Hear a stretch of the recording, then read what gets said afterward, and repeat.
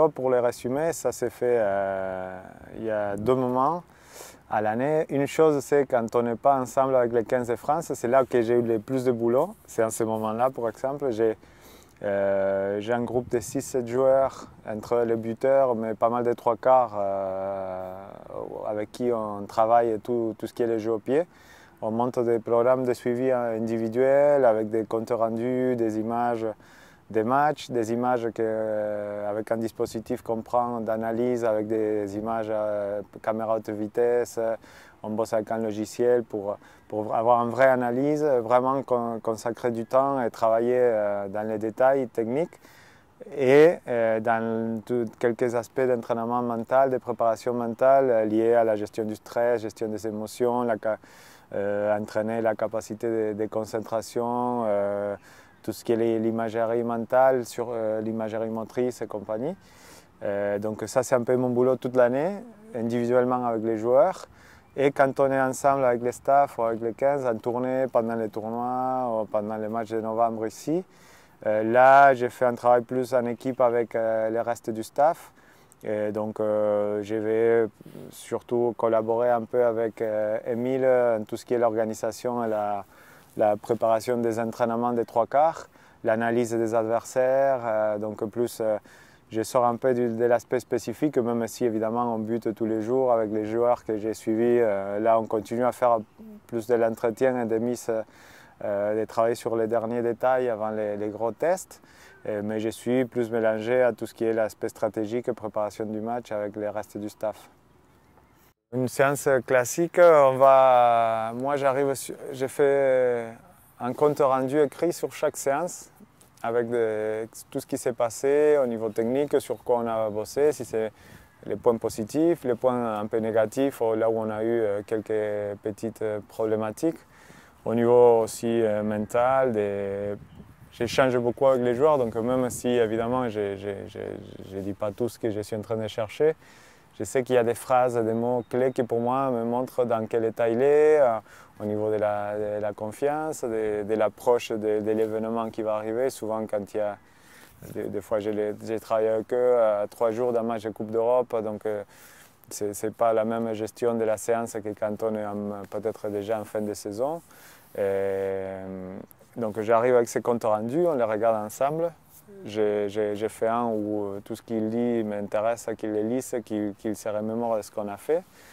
Et après, par rapport à ce qui s'est passé, on organise une séance. D'abord avec des mini-ateliers près des poteaux où on va chercher des travaux techniques spécifiques juste pour assurer certaines bases biomécaniques, aller chercher les bons mouvements, presque créer les bonnes connexions neuromusculaires qu'on va aller chercher, donner cette information au corps pour assurer après le reste de la séance sur un bon geste, un geste déjà bien échauffé à la base.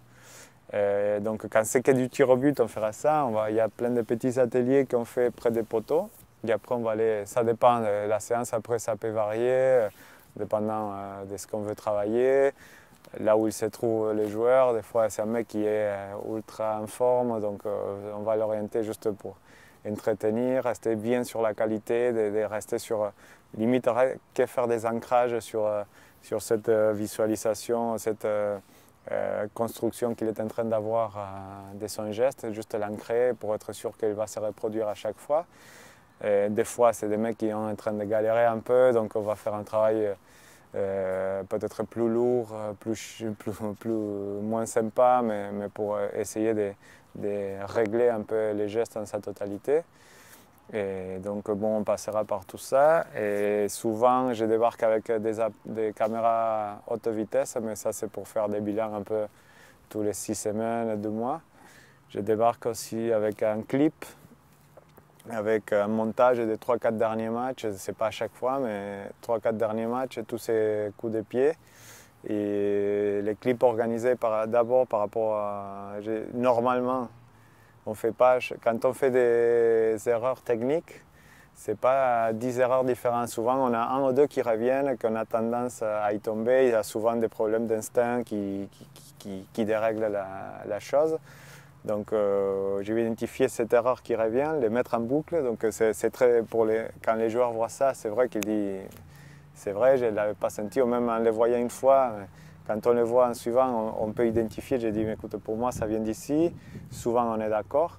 Après j'essaie, souvent ça marche, de mettre une série de 4-5 frappes où les résultats il n'est pas les mêmes, c'est positif et qu'on voit moins ces défauts où on ne les voit pas du tout. Donc par rapport à ça, on va aussi faire 2-3 ateliers pour maintenant sur les terrains, prouver les différences entre les gestes bien faits et les gestes avec les défauts. Et bon, donc autour de ça, ça va varier en longueur. Il y a des joueurs avec qui on passe du temps à faire tout, les coups d'envoi, les pénales touches, les diagonales, les jouer au pied de récupération en chandelle, les drops et les tirs au but. Donc c'est des séances, des petits ateliers, mais une revue de tout.